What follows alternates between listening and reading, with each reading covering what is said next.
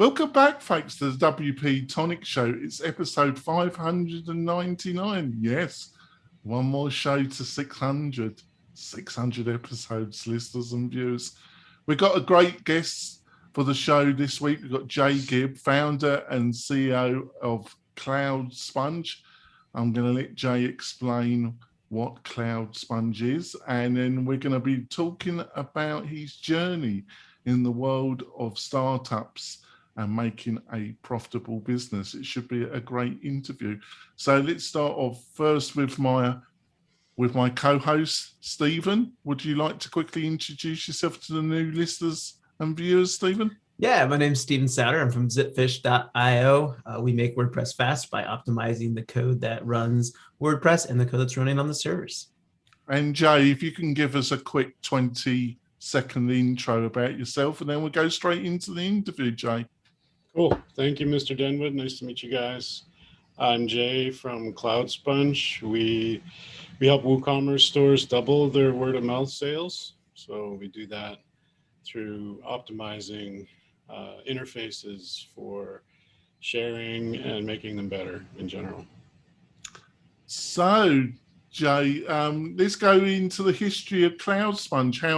How old is the company? And by your previous interviews, you were at the beginning, while you were the founder of it.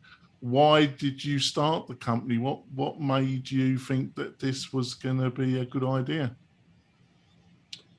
It was kind of the classic story of scratching your own itch, I guess, is a lot of ways companies start.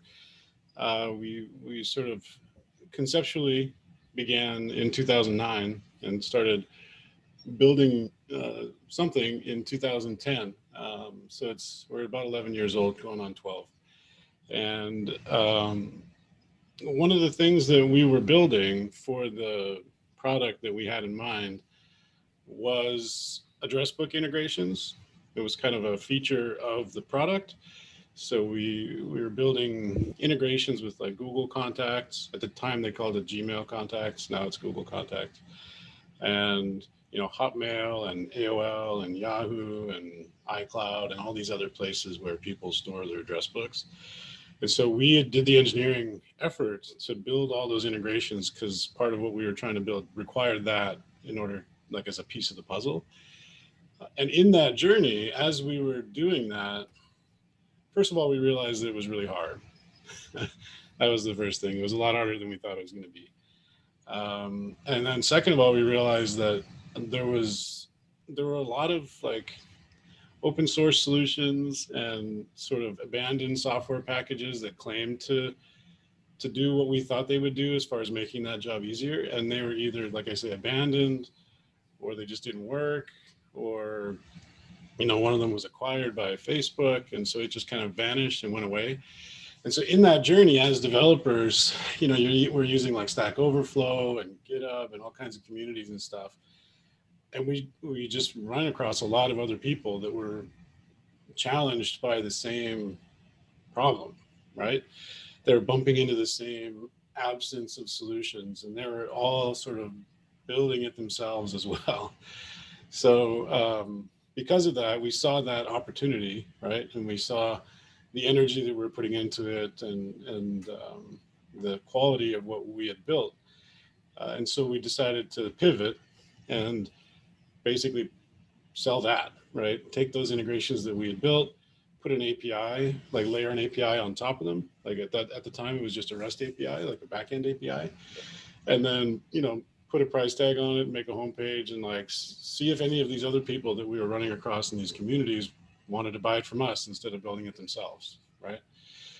And it so happened that they did, right? And so we that's how we kind of initially got off the ground, right? Because we had this product, we knew there was a demand for it because we saw the demand with our own eyes, right? We knew how to reach those people because they were in the communities that we were in, and we could literally just send them a message and say, hey, like, come check this out if you don't want to build this yourself, right? And so we got some initial traction by doing that, right?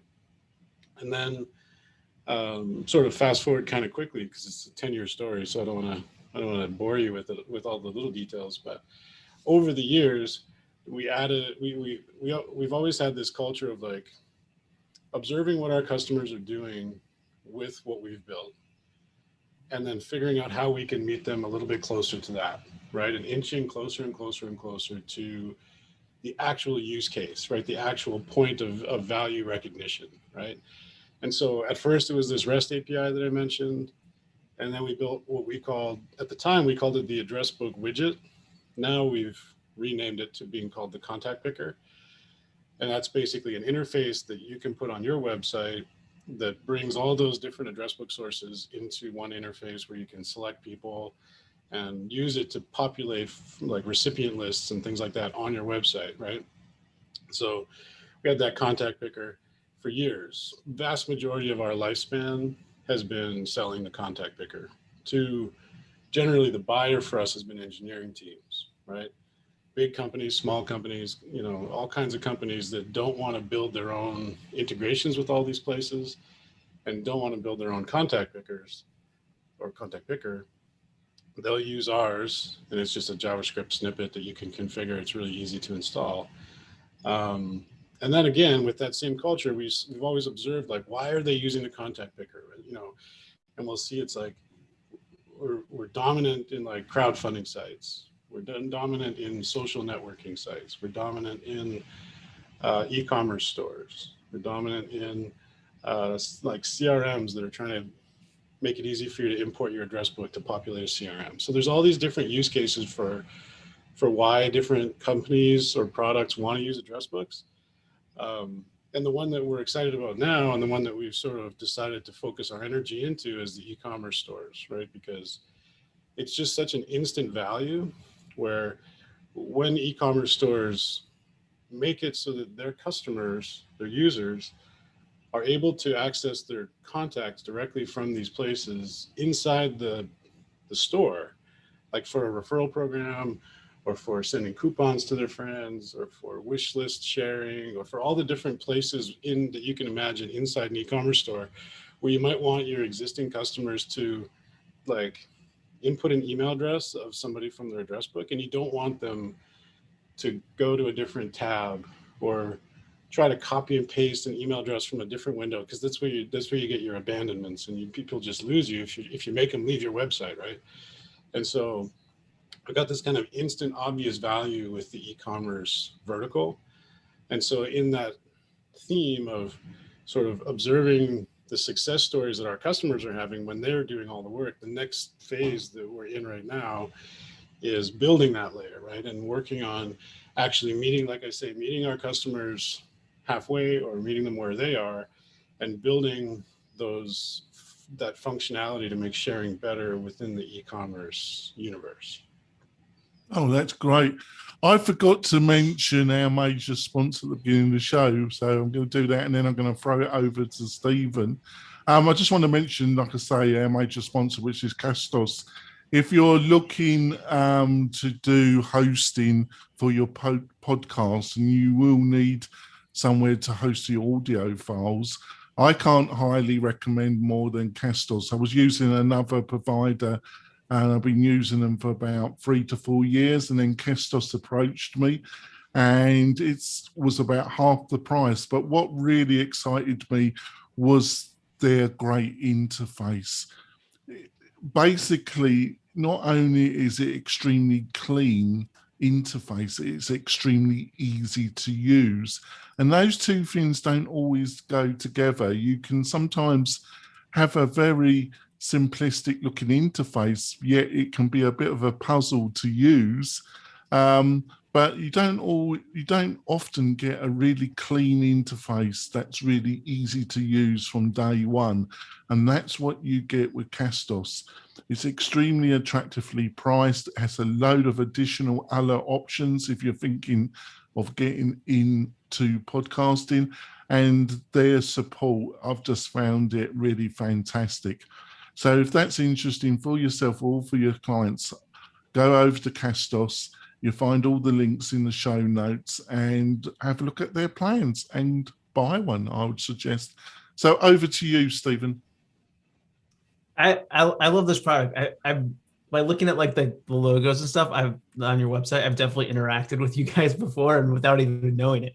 And it's like super smooth and probably has gotten me to share things with other people that I would have not otherwise, because I'm like, you're right, you're like 100% dead on that I'm not going to go and open up my email, start probably like create a draft to try to find the person's email address and then copy and paste it over, or some kind of ridiculous archaic way of trying to get somebody's email address. But like, with the one click, all of a sudden my contacts are there. I can grab them. With e-commerce shops that like choose to adopt Cloudsponge as a way of sharing, let's say, referral, just for the sake of argument, like a referral link to contacts. Does that e-commerce then a company get to see who's being emailed and like who's sending those emails out? Like, so they have a user that's like sending emails, like, can they know whose contact that is going through, or is that all done like through you guys on the back end? Like, how does that integration happen? How does that work? How should somebody start thinking about it if this is something that they want to do? Yeah, that's a thank you for asking that question, because it's kind of the next obvious one, right? And so the thing that's important to understand is that we will multiply the performance of an existing referral program, but we don't offer that referral program, right? We're like I said, there's lots of different use cases for a contact picker, right? And a referral program is one of them. And Cloudsponge is really, to me anyway, as a founder, it's important that we stay in our lane and we don't try to do too much in each of these things. Like, we really are, we've got our work cut out for us in terms of keeping what we're already responsible for perfect. And so the way that we approach that is e-commerce store owners, when they've got a referral program already, like maybe they've got something that's powered by Automate Woo, for example, in the WooCommerce area, we have the ability to double the performance of Automate Woo, right? And Automate Woo is the system in this example that's keeping track of who's sending referral emails to who, right? That's not a Cloudsponge function. Yeah. And so it's really up to the store owner to decide, like, how do they want to power a sharing feature, whether it's a referral program or wish lists or something else. And once they've done that, then we can help, right? Once you've got an existing function that's sending those emails and maybe generating the referral links. For bigger stores, you're going to be worried about fraud. So you're going to want to choose a referral program platform that handles fraud or indemnifies you from fraud, right? And so there's lots of stuff that goes into that. And that's a pretty involved vendor selection process all by itself to get the functionality that you're talking about, right?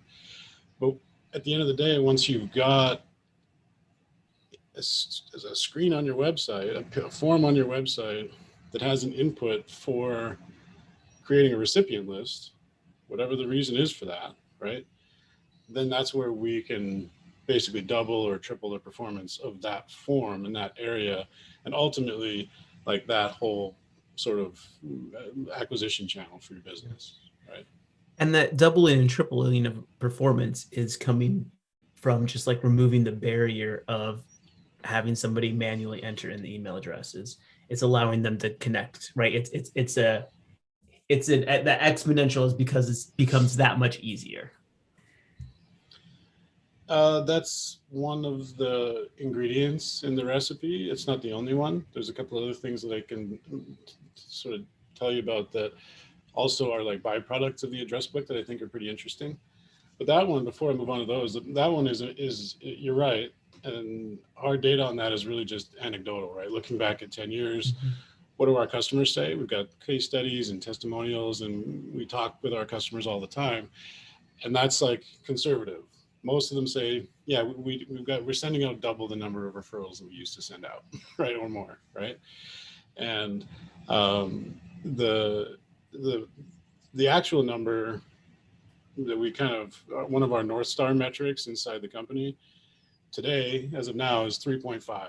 And what that number means to us is, for a person that lands on a page on your website or like on an e-commerce store's website who types in a friend's email address, right?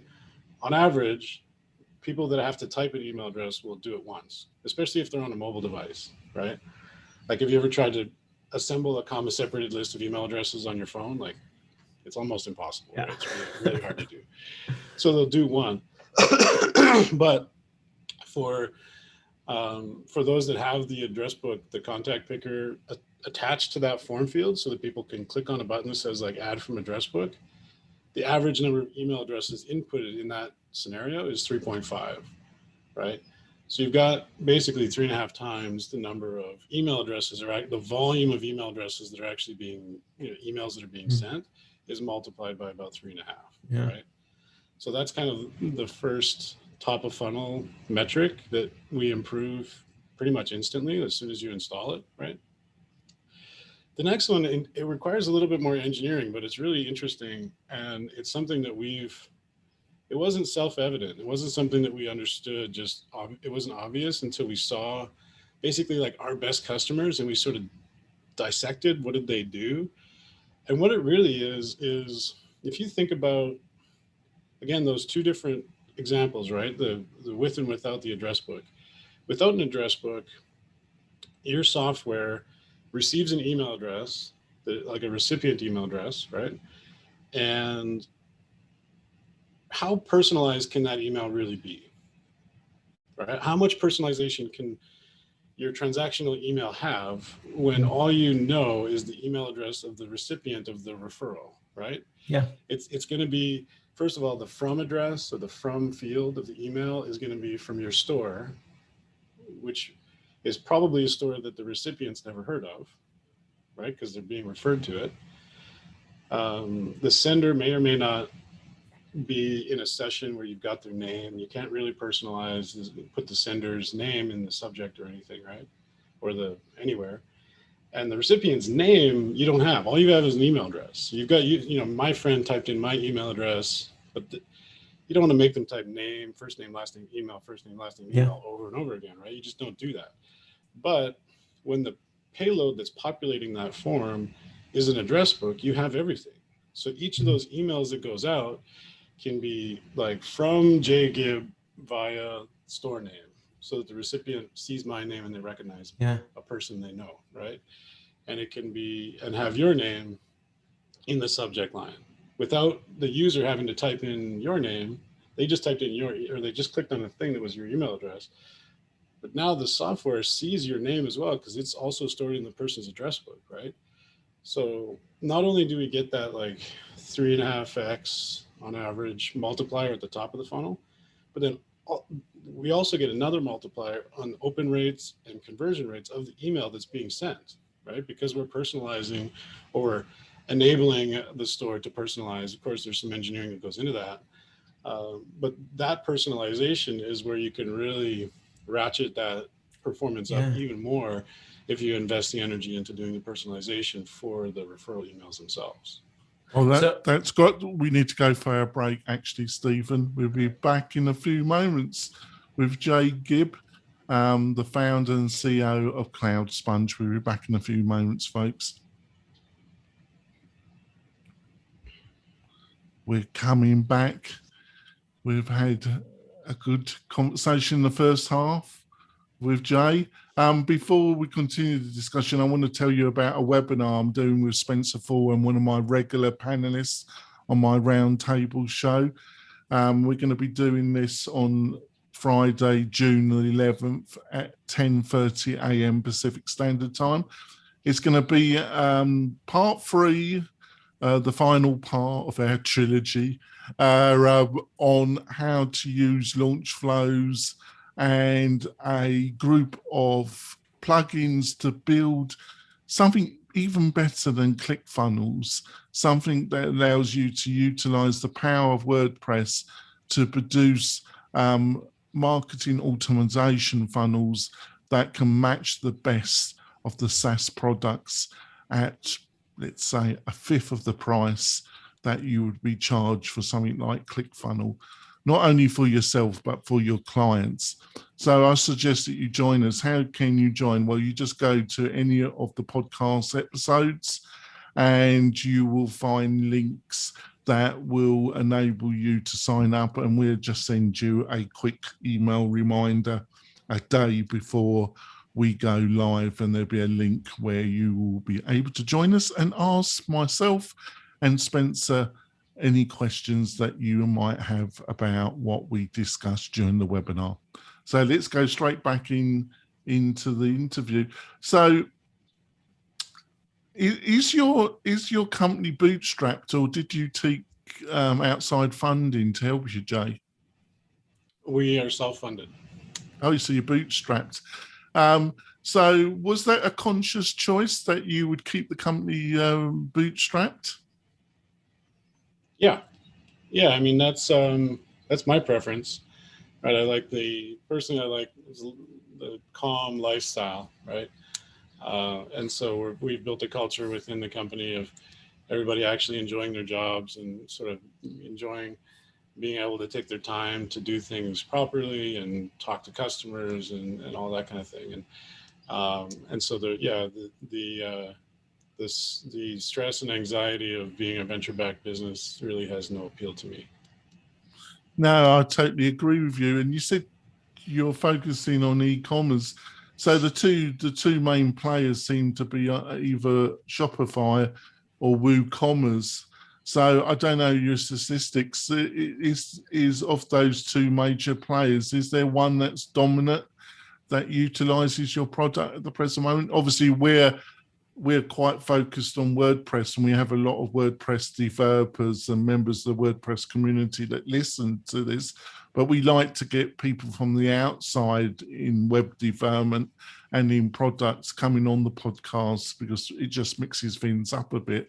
So of those two platforms, is it mostly Shopify or WooCommerce, or is it mostly equal?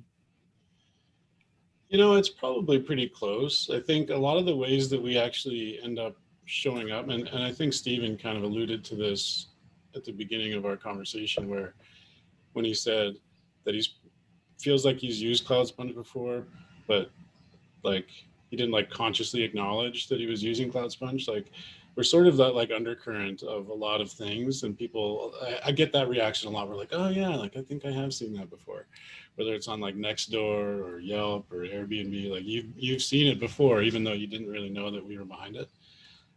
And so that's the way that we have ended up entering Shopify and WooCommerce in a lot of cases, where we're sort of bundled into other software, right? So our relationship is kind of a one-to-many, where we've got a relationship with somebody that's got a really strong wish list functionality or referral program functionality, or a whole business that I don't have any interest in getting into, right?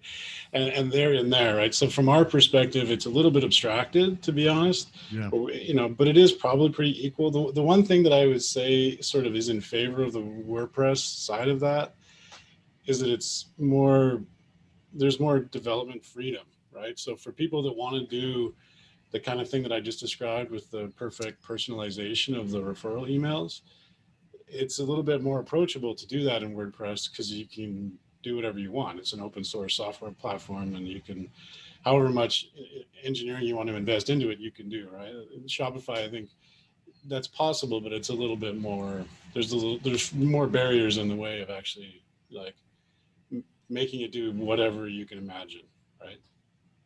Yeah, thanks for that. Over to you, Stephen. As you've been working on this for 10 years, was there ever a point where things started to like, you get that classic, or what everybody tries to get, that hockey stick growth, like where all of a sudden like the market's like, oh, this is what we need, and it clicks? Or was it something that just like slowly built over time? If I zoom out to like a 10-year view, it's kind of like a pretty steady like stacking, right? But then, if you zoom into different events that happened in our lifetime, either like we cracked a marketing nut somewhere and something good happened, or, for one case that I already mentioned was a product that was doing some of what we do got acquired by Facebook, and they just literally just turned it off, and all their customers are homeless, right? Those types of sort of black swan events that you can't really predict, those happen, and those have created those like little stair steps. But just because of the nature of where we are, this B2B software, that's you know, kind of a set it and forget it. Like most people, once they get set up with our product and they get it integrated, they're done, right? Now it's our job to continue to pay us monthly to make sure it stays functioning and as awesome it can be. And our job is to keep up with Google and keep up with Yahoo and keep up with iCloud and AOL and all the other stuff that our customers are depending on. And so it ends up being something where it's just sort of this like linear, steady ratchet that just keeps going up and up and up as we get more and more customers. And we don't generally lose customers unless they go out of business, right? If they just like close shop, nothing we can do about that. But any business that joins Cloudsponge and uses it and continues to be in business, like they don't churn, they don't ever cancel it, basically. Yeah, and like I was like just took a quick look at your pricing, and like it's all like extraordinarily like reasonable for the amount of work that you'd have to like go and do yourself if you were trying to build this feature. So like there's never that probably that point where someone's like, oh well, we'll just build our own thing. It's just like, no, this is way easier and just makes sense. Yeah, it's true. You know, our pricing is really geared around the more expensive plans are for e-commerce stores that put a really high premium on brand. They really want to make sure that the color palette is perfect, the corner radiuses are perfect, the text is exact, like everything matches. And if that's what they want, then the product's worth a little bit more, so that it really, and that's part of the reason why you had this impression that you've used it before, but you weren't really sure where. And that's because of our customers that like make it a perfect match and take credit for what we've done, and it's totally white labeled for them, right? Yeah, it's cool. Well, that's great. We're going to come to the end of the podcast. You okay staying with us for another 15 minutes, Jay, for some bonus content? Yeah, sure, no problem. Well, we're going to wrap up the podcast. You'll be able to watch the whole interview plus the bonus content on the WP-Tonic YouTube channel. So go over there.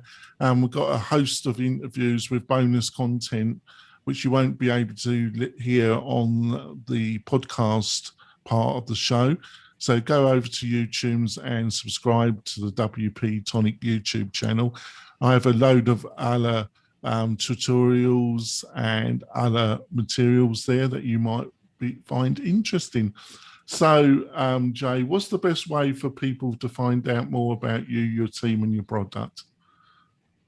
We're gonna we'll have a. It's not up right now. I realize this is live, and we normally do it a little bit after the recording, so it might be a week. But we'll have cloudsponge.com/WP-Tonic for your viewers to go to, and we'll put some special offers there for them. And also, that's the easiest way to find me and the rest of the Cloudsponge team is right on the thanks for page doing that, Jay. The WP tribe always love people that come on the show and do that for them. So thank you so much, and send it to me, and I'll make sure it's in the show notes, Jay. Yeah, no problem. Yeah, Stephen, how can people find more about you and what you're up to? Yeah, head over to zipfish.io, run a speed test, see how much faster we can make your website. Yeah, and Stephen's team helped the WP-Tonic website. It's quite a large website, and it was getting a little bit slow, as these WordPress websites can do, and Stephen and his team really helped with that. So I can't highly recommend them. Go over there and see what they can do for your site. We're going to, like to say, we're going to wrap this up. We'll be back next week with another great guest like Jay. We'll see you soon, folks. Bye. So bonus content. So I've got a couple of questions, but the first question that comes to mind, and I'm going to throw it over to Stephen, is like you've been in the business-to-business sector for about 10 years. I listen to quite a lot of other podcasts, and everybody's saying that it's getting harder and harder to market in the business-to-business. I know when at the beginning of our interview, you said that you had a lot of community connections, and when you first thought of this product, you just told the people you knew through your community connections, but that can only take you so far. Can you give some insights about some marketing and some of the best channels that you have found to promote your business? Sure. So in our case,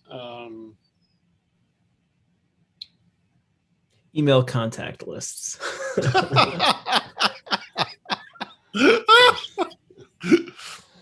The channel that works the best for us is organic search right now, and some search engine marketing that's kind of bottom of funnel, right? So for people that already know that they have this problem and they're already searching for help with Google Contacts API and the other sort of core APIs that we're abstracting, we've got really obvious keywords for that, right? That we can optimize for, and we have optimized for, and we can put some ads in front of people that are searching for those things. So in our case, that's kind of a no-brainer. It's a softball, right? Like when somebody has that problem and they search for the keywords that we're optimized for, and they find us, they click on the first result or whatever in Google, like they're ecstatic to have found us, right? They're like, oh, thank God I don't have to build this, right? And so for that, the problem with that market is, that's kind of a small, it's the bottom of the funnel, right? It's kind of small, right? But everything with marketing is just stacking, right? It's stacking layers upon layers. And that's like the bottom layer is like people that come in at that layer, like they tend to get right through the sign up and configuration process instantly, like within a couple of days, right? From there, the next channel that is really useful for us or works really well for us is the Powered by Cloudsponge logo that's on the widget or on the contact picker. Sorry, I still have to train my brain to use the new word. But basically all of the customers that we have that don't have the white label package, they've got the basic package. Our product, when it's on their website, has a Powered by Cloudsponge, right? Which it's powerful because that's how people kind of cheat on each other's homework, right? They look at each other's site and they're like, wow, this site's great. How did they do this? And that's what I do. I'm sure that's what you guys do is you learn from your competitors or from sort of other people in the industry. Well, you'd be wise to put it away.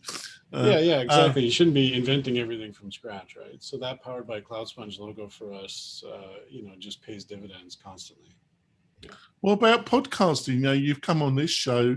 You're a busy guy. The average podcast takes about an hour of your time up.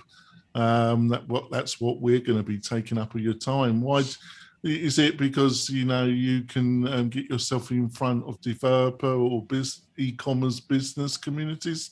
And how effective has podcasting been a guest on podcast been for you? Ask me again in a couple months. But yeah, no, I believe so, right? I mean, I'm always learning, right? And one of the things that I've recently learned, again, it's one of those lessons that I need to be reminded of, is positioning, right? Choose your market, choose your positioning, right? In this case, the WordPress community consumes podcasts and they consume YouTube, and there's a lot of educational content like yours out there. And so from a marketing perspective, it always makes sense for any business, not just B2B, to imagine like, where are my ideal customers? Where do they hang out? Like, what are they consuming? Who do they follow? Who influences them, right? And then figure out how we can sort of get in front of them in that way, right? And so guest posting and earned media and podcast appearances and things like that. It's a high leverage one-to-many kind of a activity that's absolutely worth an hour a day of my time, or however much time it takes to get onto podcasts like yours. Over to Stephen.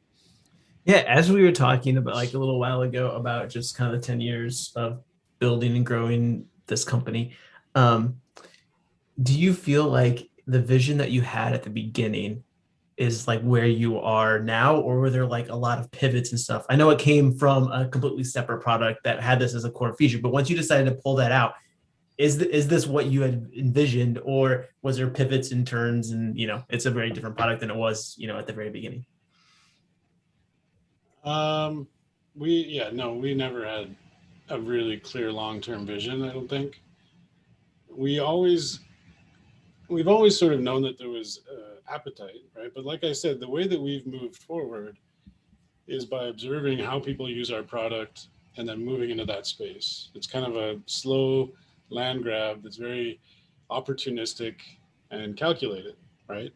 So I can't say that, oh yeah, I had this like 10-year vision where I was going to dominate the e-commerce market. Like, that's not true at all, right? We basically just went here. But having said that, I wouldn't really say there's been a lot of pivots. It's not like with the exception of that first one that we're excluding, like we've always kind of directionally been going the same way, right? But we started off with like a pretty broad tool that, like, just literally a tool, like a wrench that you can use to fix a tractor or to fix a toaster, right? Who knows what the wrench is for? We just built a wrench, right? And then over the years, we refined like, what is the real reason for this, and where is the real opportunity? And we did that not because of some like brilliant insight, but because of lots and lots of little study sessions and dissection sessions and case studies and customer success conversations and all kinds of stuff sort of built into sort of informing our next sort of movement down that path, right? But I wouldn't use the word pivot. I don't think that's appropriate in our case. No. Yeah. I love that. We get the opportunity to talk to a lot of different startups and businesses, and you can kind of see in where the company is and how they've positioned stuff. You can kind of like see remnants of where they've come from, and just like hearing you talk and looking at your website, and I like quickly looked up the API documentation and some stuff like that just to kind of see how everything like worked and was pulled together.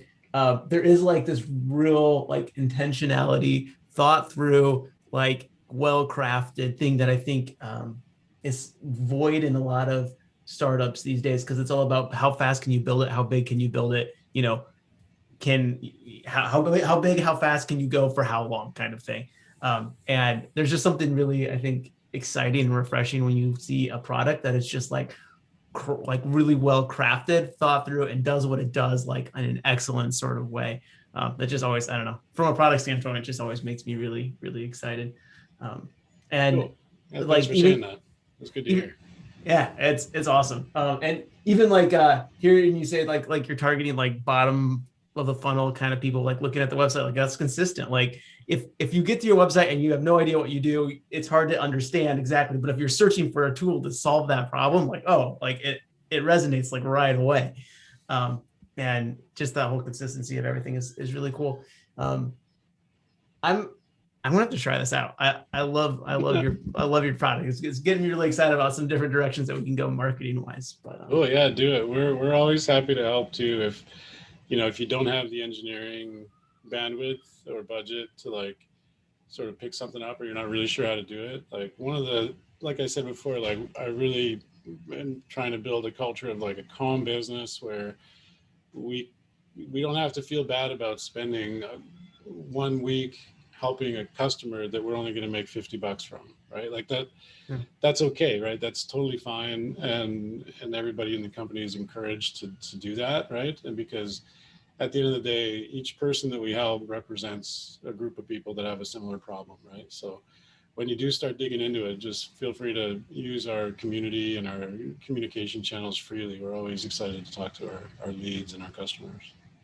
Right. So how hard is it to actually install WooCommerce then, Jay? You mean install Cloudsponge into WooCommerce? Yeah. So we have a plugin. It's called Better Sharing. So if you go to the WordPress repository, like the .org, it's a plugin that's just called Better Sharing, and it installs Cloudsponge in some basic functionality that's sort of useful for any WordPress site, not just for WooCommerce. And you can use it. It's a free product. You don't need a Cloudsponge account to use it. But if you do have a Cloudsponge account, you can take your key from Cloudsponge and stick it into your Better Sharing settings to enable the contact picker, right? And so that's really easy. You just install the plugin and start configuring it with Gutenberg blocks and shortcodes and stuff, and just sticking it on your WordPress site. And then that plugin has a section called add-ons. And so if you're using Woo wish lists or Automate Woo or the Woo, one of the coupon plugins, you can turn those on, and our plugin will identify that you've got that plugin installed and enabled or activated, and then it does works its magic and sort of makes that interface for those individual WooCommerce add-ons and plugins. It makes them better, and that's why we call it better sharing, right? It takes those things and it attaches the Cloudsponge contact picker and when possible, the perfect personalization component that I mentioned. It'll add those. So what we're trying to do is, like I said, trying to meet our customers closer to where they are. And the way we're doing that for the WooCommerce community is with this plugin, right? And so, that's what we'll put, like I said, on the cloudsponge.com/WP-Tonic. We'll make sure to include like a link to the plugin and instructions for how to get help and an offer for, if we work together on something, then, we'll be able to, extend trials and offer discounts and things like that. Yes, that sounds fantastic. It sounded to me that you had done it really the right way when it comes to trying to integrate your service with WordPress, actually, by offering some free services, and then by using the API key, you can expand it. You got kind of road of increased functionality, a pathway, haven't you? I really like the way you've done that. To wrap up the podcast, Jay, you've been, down this journey now for 10 years. Could you kind of give some insights of a couple of things that you wish you knew at the beginning of this journey that you think would be important for somebody thinking of doing the same thing as what you've done over the past 10 years? Yeah. There's a lot of mistakes we've made, that I've made, for me, I think the thing that if I went back in time and could sort of take this journey again, I think I would tell myself to take marketing more seriously. I think originally it was just as engineers, product guys, build it and they will come mentality, which is obviously wrong. It works in a spiky, unreliable way, but and I think that it's only recent in this journey where I've actually really taken my marketing education seriously and really made sure that I understand what marketing really is, right? There was even times in the past where I said, oh, we've never done any marketing, which is obviously not true. If you've got a homepage, you've done some marketing, right?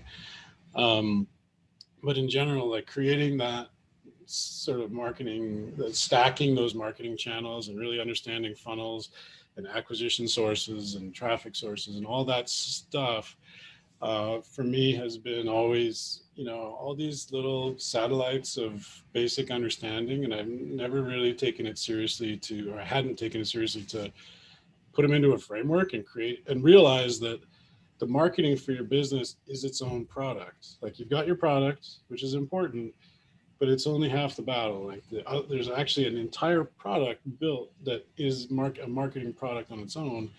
And I don't think I ever, long ago, I never really gave it the sufficient or accurate, correct amount of energy, right? It was just kind of a byproduct. And I think we'd be in a much better place now financially than we are if that had been if I had known that from when I was just getting started. All right. Thanks for that. I think we're going to wrap up the bonus content. Thanks, Jay, for being our guest. I've really enjoyed the interview. Hopefully you found it more enjoyable than the dentist, Jay. But I think we had a great conversation. And thanks, Stephen, for being my co-host. I think we did a great job. Like I say, listeners and viewers, we'll be back next week with another similar great guest than Jay. We'll see you soon, folks. Bye. Thanks, guys.